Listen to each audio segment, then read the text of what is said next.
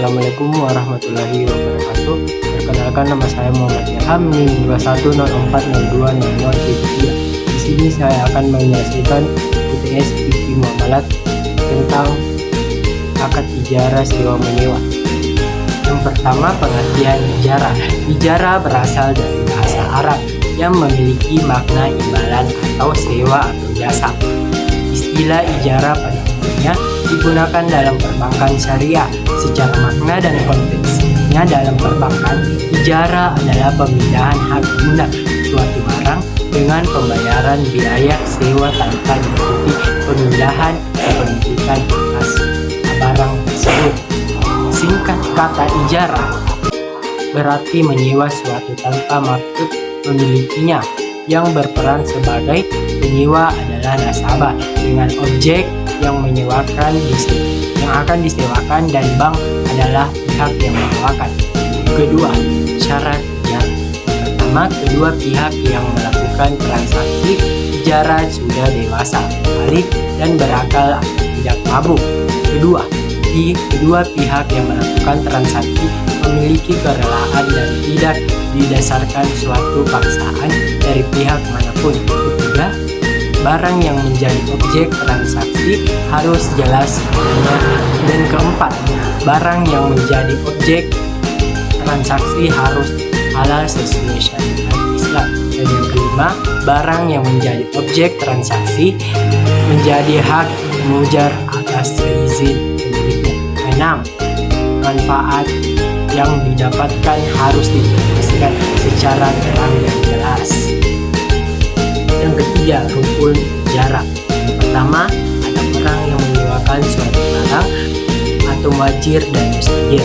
Dan yang kedua, ada akad antara penyewa dan yang menyewakan.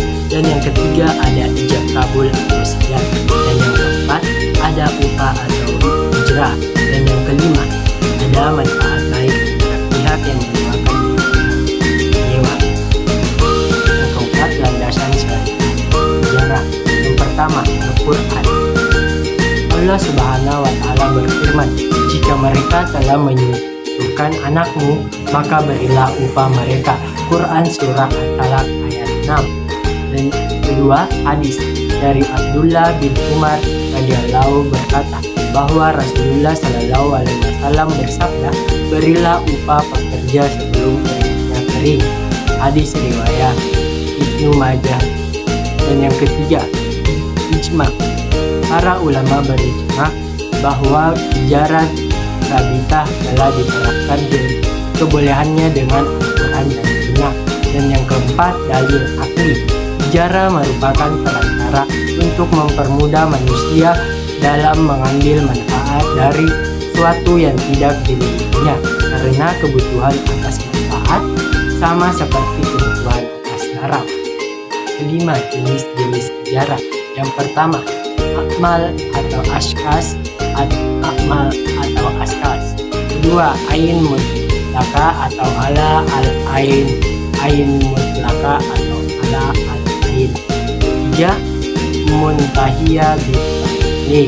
Dan keempat, keenam, manfaat ijarah.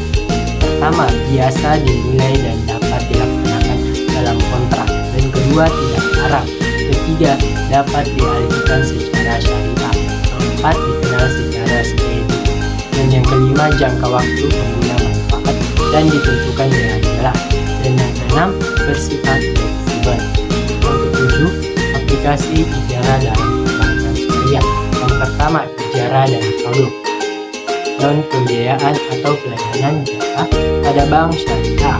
Bank syariah dapat melakukan berbagai pelayanan jasa perbankan pada nasabah dengan pendapat imbalan berupa sewa atau keuntungan. Yang kedua, ijarah dan produk pembiayaan pada bank dan perusahaan pembiayaan sebagai lembaga intermediasi. Maka bank syariah di samping melakukan kegiatan penghimpunan dana secara langsung pada masyarakat dan bentuk simpanan, juga akan menyalurkan dana tersebut dalam bentuk pembiayaan atau financing. Itulah pemaparan singkat tentang akad ijarah. Mohon maaf bila ada kekurangan. Terima akhiri dengan ucapan wassalamualaikum